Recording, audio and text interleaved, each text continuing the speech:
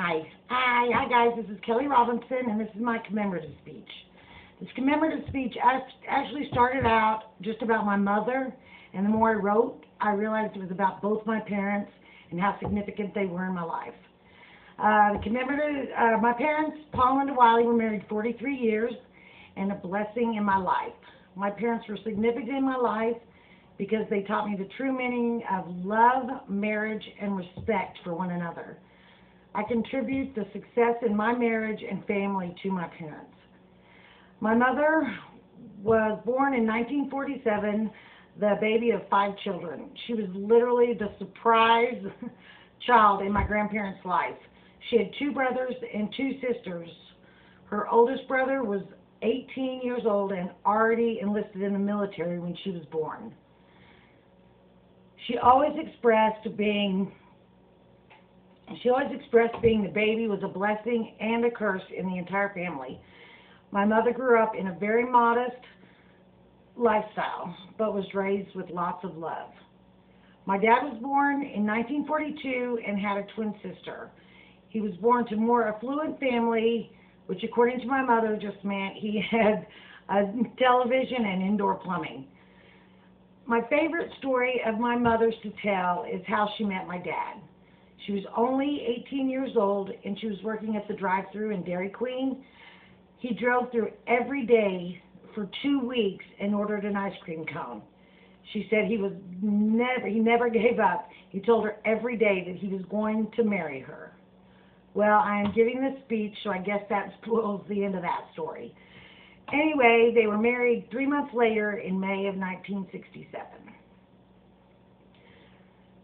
Well, in January of 1968, I believe you guys can do the math, wink, wink, they delivered 2 wonderful bundles of joy. Yes, twin girls. My sister and I were born 4 minutes apart on the coldest day on record in Kansas City, Kansas. My parents devoted their lives to me and my sister. I truly can't remember them missing any event we were ever a part of. They attended every cheerleading, soccer, volleyball, math bee, spelling bee, you name it. If my sister and I were a part of it, my parents were there. In 1982, we moved to Texas, and it was a huge culture shock for our entire family after living in Kansas City.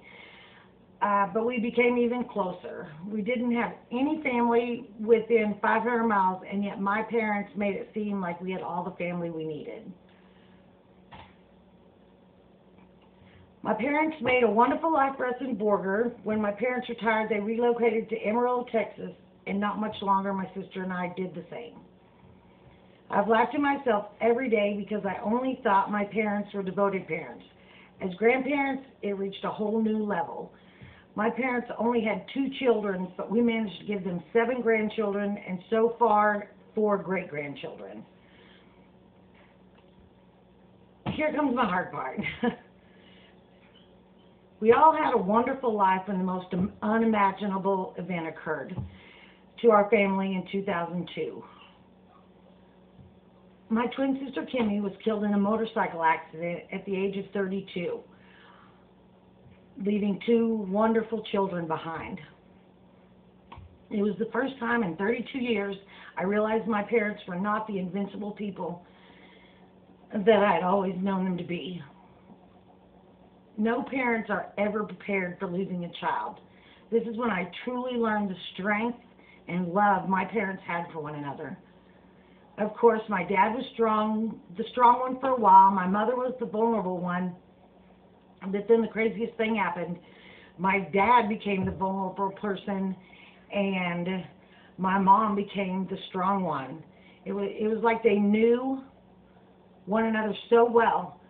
They understood the emotions they were both trying to cope with and did it as a team. I have never witnessed such an amazing bond between 2 people in all of my life. My parents continue to surround our family with love, even when I knew they had a huge hole in their hearts that I knew was never, ever going to be filled.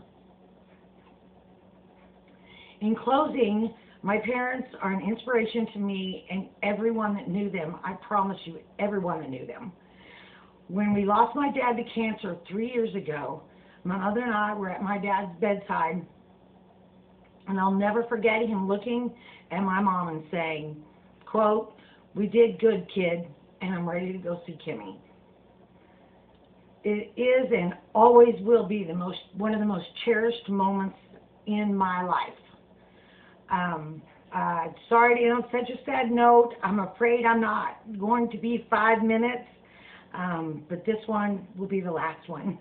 Thank you, and I look forward to looking at your commemorative speeches.